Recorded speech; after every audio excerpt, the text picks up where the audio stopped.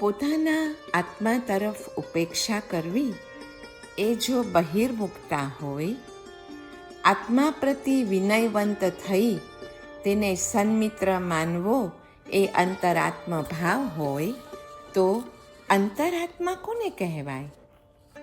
બાહ્ય દેહાદિમાં આત્મબુદ્ધિનો ત્યાગ કરીને આત્મામાં જ આત્મત્વ બુદ્ધિને ધારણ કરનારો અંતરાત્મા કહેવાય છે.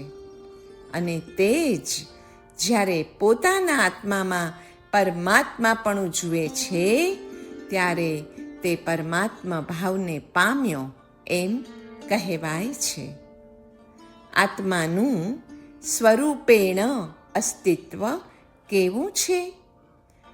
અરે તે તો કલ્પવૃક્ષ, ચિંતામણી, કામગવી, કામકુંભથી પણ અધિક અને ચિત્રાવેલી પંચકલ્યાણી ઘોડી, દક્ષિણાવર્ત શંખ તથા સુવર્ણ સિદ્ધિ રસથી પણ ચઢિયાતું એવું અસ્તિત્વ છે. વળી હીરા, માણેક, પાના અને પ્રવાલની ભસ્મ, સહસ્ત્રપુરી અભ્રક, મોતીની પિષ્ટી અને મારેલ પારા કરતાં પણ વધુ પુષ્ટિ આપનારું મહારસાયણ છે. આત્માનું સ્વરૂપ મહારસાયણ છે. આત્માનું અસ્તિત્વ, તેનું ભાન અને તેનો આનંદ એ જ તો એક પ્રાપ્તવ્ય પદાર્થ અને અંતિમ તત્વ છે.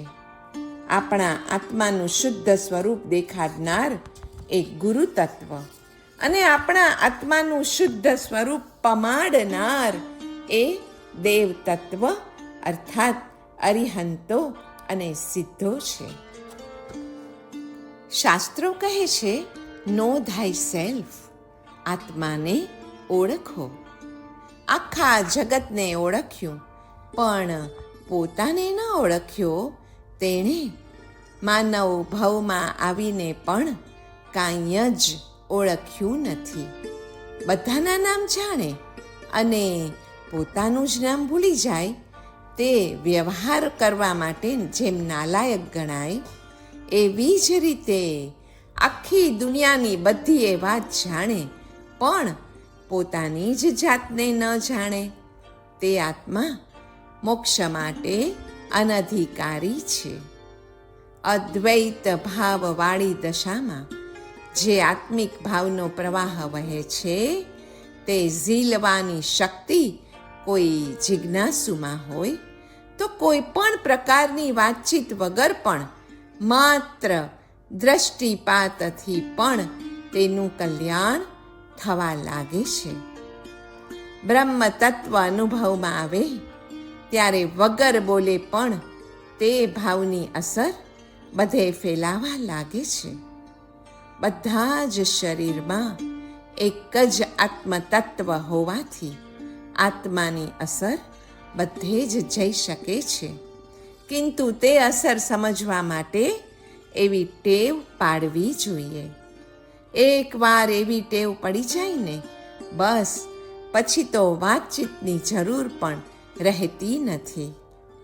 દેહ ભાવે અનેક સત્તા લાગે, પણ દેહ દ્રષ્ટિ ક્યાં સાચી હોય છે? આપણને ઘણીવાર વિચાર આવે કે આત્મા વડે થયેલા સારા કે નરસા અનુષ્ઠાનોનું ફળ શરીરને વળી કેવી રીતે ઘટી શકે? તો એનો જવાબ એ છે કે વ્યવહારમાં શરીર વડે કરેલા કાર્યોનો અનુભવ આત્મા વડે અને આત્મા વડે કરેલા કાર્યોનો અનુભવ શરીરથી કરવો પડે તો તેનો અપલાપ કેવી રીતે રાખવો? જેમ ચોરી, પરદારાગમન આદિ જે અકાર્યો થાય છે ને, એ બધા તો શરીરથી જ થાય છે અને તેનું દુઃખ ચિરકાલ સુધી ભોગવવું કોને પડે છે? આત્માને. બરાબર એ જ પ્રકારે મનઃક્ષોભ અને ચિંતાદી થાય છે મનથી, અને તેનું પરિણામ જ્વર આદિ વડે ભોગવવું પડે છે શરીરથી.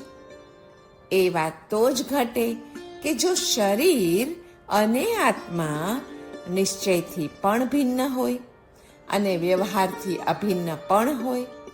નિશ્ચયથી એટલે પોતાના લક્ષણ સ્વરૂપ અને વ્યવહારથી એટલે એક જ સ્થાને અવસ્થાન અને વળી અનાદિકાલીન સંબંધથી જોડાણ. સ્થિતપ્રજ્ઞ આત્માના 12 લક્ષણો છે. આપણે પોતે જ ચેક કરવું રહ્યું કે આપણે સ્થિતપ્રજ્ઞ છીએ ખરા, અને જો નથી તો એની માટે આપણે શું શું કરવું પડશે એનો પણ અભ્યાસ આ 12 વસ્તુ જાણવાથી થઈ શકશે. સ્થિતપ્રજ્ઞ આત્મા કામના રહિત હોય છે. શું આપણે કામના રહિત છીએ? શું આપણે યુનિવર્સની ઈચ્છામાં આપણી બધી જ ઈચ્છાઓને સંમિલિત કરી શકીએ છીએ? 2. રાગ દ્વેષ વિમુક્ત એવા હોય સ્થિતપ્રજ્ઞ આત્માના લક્ષણો. 3. દુઃખમાં તેઓ અનુદ્વિગ્ન હોય છે, પણ સુખોમાં વિગત સ્પૃહ, જેની સ્પૃહા સુખ માટેની જતી રહી છે એવા વિગત સ્પૃહ આત્મા બનતા હોય છે સ્થિતપ્રજ્ઞો.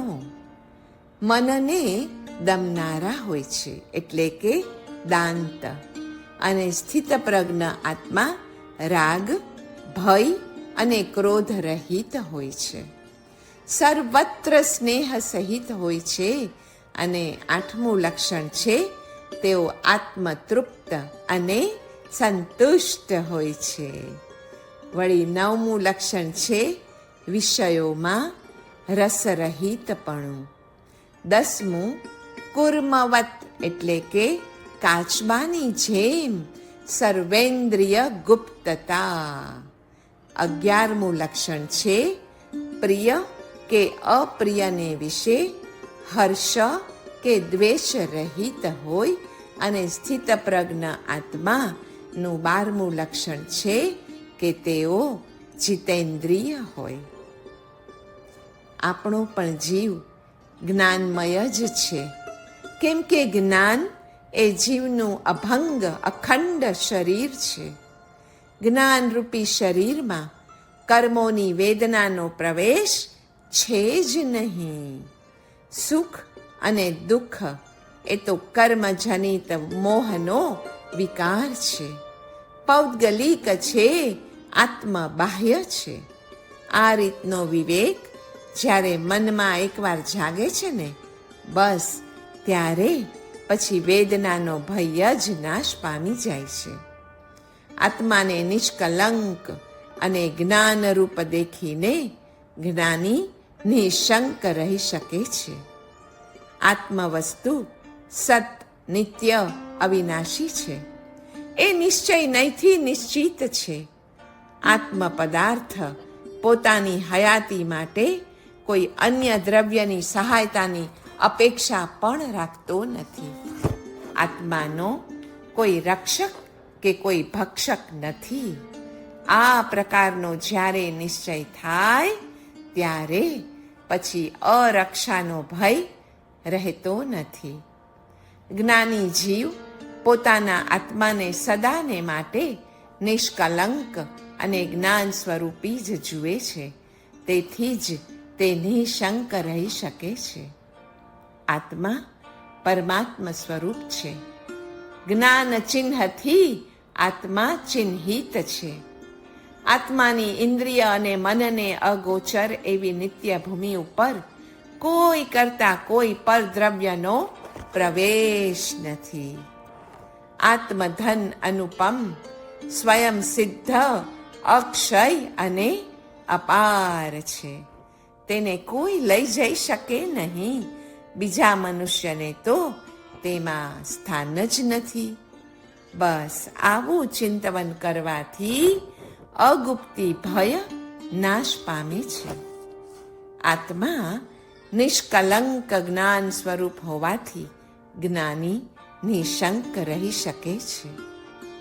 આત્મા શુદ્ધ જ્ઞાનમય, વિતરાગ ભાવમય, સિદ્ધ સમાન સમૃદ્ધિશાલી, અનાદિ અનંત અમૂર્ત અનુપમ, નિર્વિકલ્પ નિત્ય ચૈતન્ય જ્યોતરૂપી આનંદ કંદ અને નિર્દ્વંદ્વ છે. તેના ઉપર કોઈ કરતા કોઈ આકસ્મિક ઘટના બની શકતી જ નથી. આવો ભાવ થવાથી અકસ્માત ભય પણ રહેતો નથી. આપણું જીવાત્મા અર્થાત આપણે જ્યારે સૂઈ જઈએ છીએ ને ત્યારે સ્વપ્નને સત્ય માનીએ છીએ અને જાગીએ ત્યારે એને જૂઠ સમજીએ છીએ. શરીર, ધન, સ્વજન વગેરેને પણ જાગ્રત અવસ્થામાં સાચું અને પોતાનું માનીએ છીએ અને મૃત્યુ સમયે તેને ખોટું માનીએ છીએ.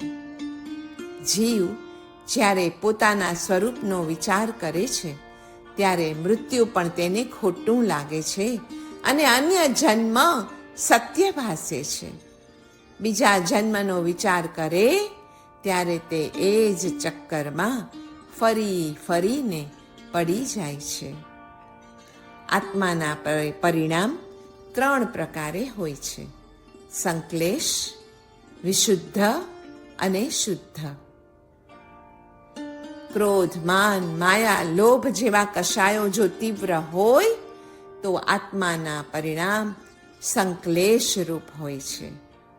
મંદ કષાય તે વિશુદ્ધ અને કષાય રહિત તે આત્માના શુદ્ધ પરિણામ છે. દેહ અને આત્માનો ભેદ જોઈએ તો ઘડાને જોનાર જેમ ઘડાથી ભિન્ન છે તેમ દેહને જોનાર અને જાણનાર એવો આત્મા તે દેહથી ભિન્ન છે અને એટલે જ દેહ સ્વરૂપી નથી. તો પછી એ ભિન્ન દેહના સ્વાભાવિક ક્ષય, વૃદ્ધિ એવા રૂપ આદિ પરિણામ જોઈ અને હર્ષવાન કે શોકવાન થવું એ વિવેકી જનને કોઈ રીતે ઘટતું નથી. સાચો આત્મભોગ એટલે આત્માને ખરેખરી રીતે ભોગવવા માટે આત્મા નહીં, એવી ચીજોનો ઉલ્લાસપૂર્વક ભોગ આપવો ને તે. જેમ દાનમાં ધનનો ભોગ, શીલમાં વિષયોનો ભોગ, તપમાં અન્ન, આહાર, ભોજનનો ભોગ આપીએ અને ભાવમાં અનાત્મ એવા આપણા મનનો ભોગ આપવાનો છે. તેઓ સર્વેનો ત્યાગ કરવાનો છે. તેથી તે ખરેખરા અર્થમાં આત્મભોગ કહેવડાવવાને લાયક છે. જ્ઞાન, કર્મ અને ભક્તિ એ ત્રણેય યોગની ત્રણેય ભાવનાઓ એક જ આત્માની છે. આત્મા એ કેવળ લાગણીરૂપ, કેવળ જ્ઞાનરૂપ કે કેવળ ઈચ્છા કે પ્રયત્નરૂપ નથી. એ ત્રણેયની સમગ્રતા, અખંડતા એ જ આત્મા છે. એટલા માટે જ તો શાસ્ત્રો એમ કહે છે કે આત્માનો ઉદ્ધાર સમગ્ર આત્માથી જ થવો જોઈએ. તો આપણે જ્ઞાનયોગ, કર્મયોગ અને ભક્તિયોગ એ ત્રણેયની ભાવના આપણા આત્મામાં જે છે એને સંપૂર્ણ રીતે ઉજાગર કરીને એ પછી સમગ્રતાથી જ તેનો ઉદ્ધાર કરવો રહ્યો. આત્મા પછી અનાત્મા આવે છે. તે ફક્ત મેટર એટલે કે પદાર્થ નથી, પણ એનાથી કાંઈ વધારે છે. અનાત્મામાં શું સમાય? આત્મા સિવાય એટલે કે જે કાંઈ આત્મા નથી એ બધા જ પદાર્થો અનાત્મામાં સમાઈ જાય છે. આત્મામાં કેટલી બધી શક્તિઓ છે, પણ આત્માના એક જ્ઞાન માત્ર ભાવમાં અનંત શક્તિઓ રહેલી છે.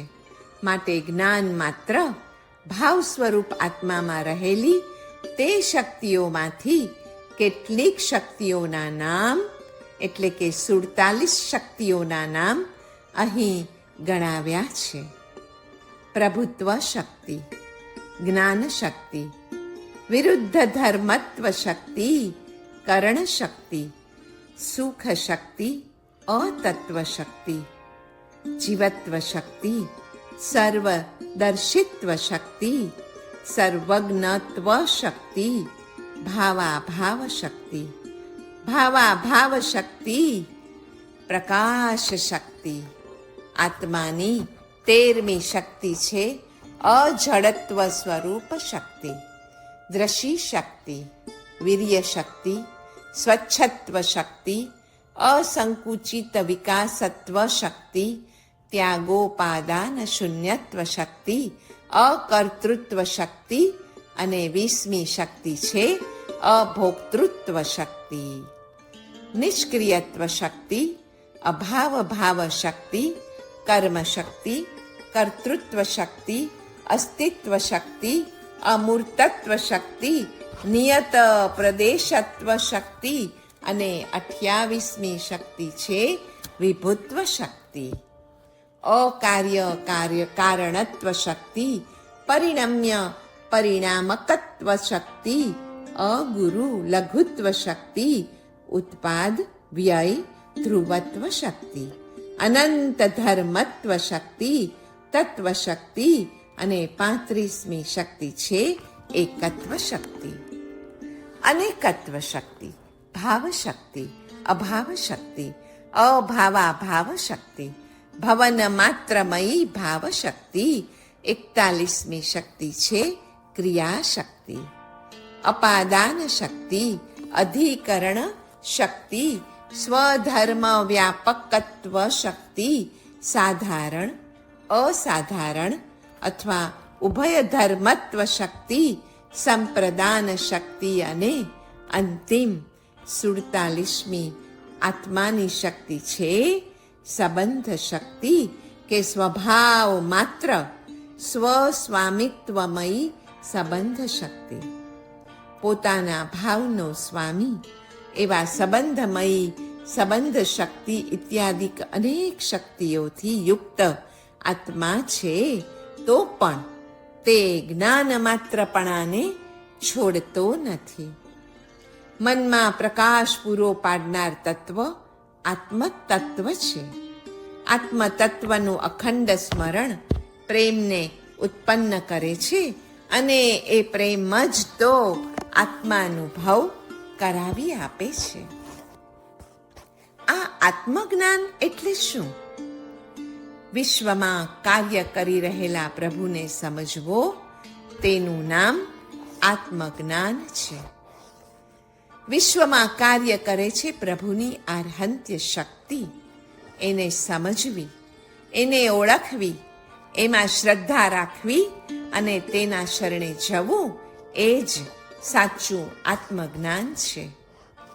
આત્મજ્ઞાન એટલે સર્વ જીવો આત્મ સમાન છે અથવા સ્વાત્મા સ્વરૂપથી પરમાત્મ સમાન જ છે એવું જ્ઞાન અથવા વિશ્વમાં કાર્યરત આત્મશક્તિનું જ્ઞાન હોવું તે. યો મામ પશ્યતિ સર્વત્ર સર્વમ ચ મયી પશ્યતિ, અર્થાત જે મને સર્વમાં અને સર્વને મારામાં જુએ છે તે સમદર્શી છે.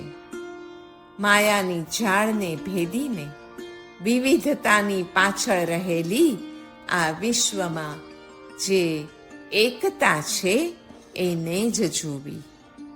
જે સર્વમાં છે અને જેમાં સર્વ છે તે એક શક્તિ, એક જીવન અને એક આત્માને જોવો એ જ આત્મજ્ઞાન છે. જો તમે તમારા આત્માને પરમાત્મા સાથે એક તરીકે અનુભવવા સમર્થ હો તો પછી તમે જે કંઈ ઈચ્છશો તે પરમાત્મા ઈચ્છશે અને કુદરતની બધી જ શક્તિઓ તમારી સેવામાં હાજર થઈ તમારી તંગીઓ પૂરી પાડવામાં મદદગાર થશે. એકવાર આત્મા અને પરમાત્માના એકત્વને અનુભવીએ અને પછી જે મનોરથો સેવીશું તે યથાર્થપણે સિદ્ધ થશે જ.